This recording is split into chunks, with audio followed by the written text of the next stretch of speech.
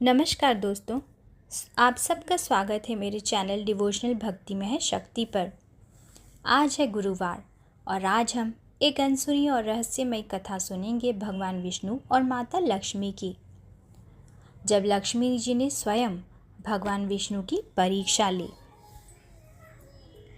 जब माता ने स्वयं भगवान विष्णु की परीक्षा ली तब क्या हुआ। प्राचीन काल की बात है।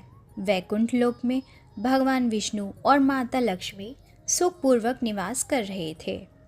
एक दिन माता लक्ष्मी के मन में विचार आया, सब मुझे श्रीहरि की अर्धांगिनी कहते हैं, लेकिन क्या मेरे बिना भी वे उतने ही पूर्ण हैं? यह विचार उनके मन में बार बार आने लगा।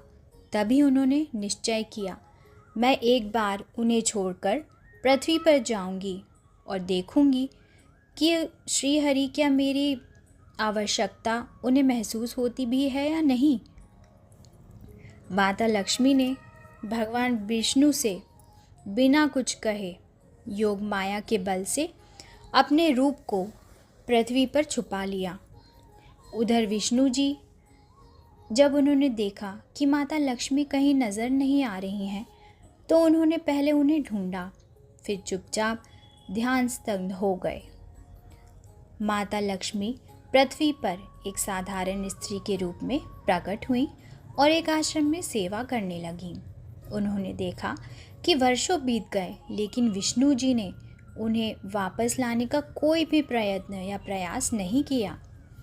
एक दिन नारद मुनि जी उनके पास आए और नारद मुनि जी ने लक्ष्मी जी से कहा, प्रभु ने आपके जाने के बाद सारा ऐश्वर्य त्याग दिया है माँ, और वह अब एक वन में व्रत करके आपके दर्शन के लिए तप कर रहे हैं।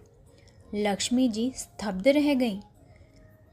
उनके इस स्तब्धता का कारण भगवान विष्णु का तप करना था। वे तुरंत वहां पहुंची जहां भगवान विष्णु ध्यान में लीन थे। उन्होंने देखा कि प्रभु ने अपना रूप ही बदल दिया है।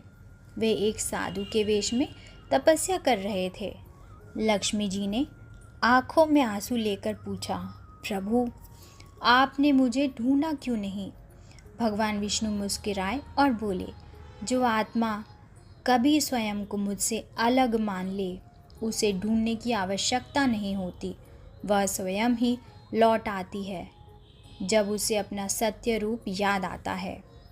यह सुनकर लक्ष्मी जी को अपनी भूल का एहसास हुआ। उन्होंने क्षमा मांगी और पुनः वैकुंठ लौट आईं। इस कथा